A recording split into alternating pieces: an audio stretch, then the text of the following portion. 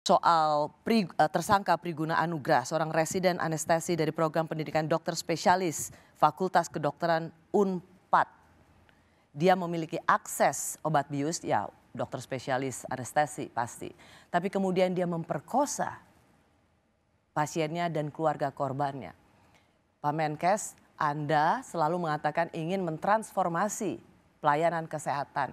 Apanya yang mau transformasi kalau kelakuan dokter bisa, maaf, sebiadab ini? Saya pertama ya masih lihat judulnya kan kaget juga. Ya. Tadi saya lihat, loh judulnya seperti ini. Tapi setelah saya pikir lagi, Mbak Rosi itu kalau taruh judul kan pasti mikirnya panjang gitu. Dan saya sebagai seorang manusia lihat, kalau kita malam pasti ada paginya kan. Setiap gelap pasti ada terangnya. Kita masuk terowongan gelap, pasti keluarnya terang. Jadi kalau saya ngelihat Ibu Kartini aja nulis buku habis gelap terbitlah terang. Jadi saya nggak melihat bahwa gelap ini sesuatu yang harus kita takuti dan kemudian mengerikan. Sorry Pak Menkes, takut. Setuju, dokter spesialis pemegang obat bius menyuntikkan obat bius ke pasien dan kemudian memperkosa anggota keluarga juga diperkosa, itu awan gelap. Setuju, itu setuju. Maksudnya kalau kelakuan dokter spesialis seperti ini. Maksudnya saya adalah kita tidak bisa kemudian terus berhenti di malam hari atau di dalam terowongan. Kita harus maju merubah diri kita supaya kita masuk ke alam yang lebih terang. Nah, saya ingin sampaikan begini. Kejadian itu sangat menyedihkan buat saya sebagai Menteri Kesehatan. Dan saya sangat berempati kepada keluarganya. Ini banyak kejadian-kejadian yang kadang-kadang kita bicara ke topiknya, tapi kita melupakan bahwa dampak ke orang yang terkenanya itu luar biasa. Nah itu yang saya bilang, oknum-oknum seperti ini kita harus beresin.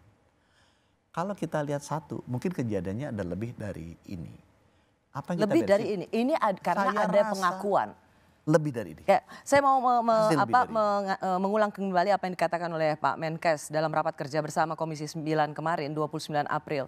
Ini mau saya sampaikan, jadi selama ini kita melepas. Salahnya Kemenkes, kita melepas karena kita merasa itu di luarnya kita. Kalau kita pegang itu juga sensitif. Kalau Pak Menkes atau Kementerian Kesehatan sudah tahu ada perilaku semacam ini, mengapa tidak dari sejak awal kelakuan-kelakuan dokter seperti ini dihentikan?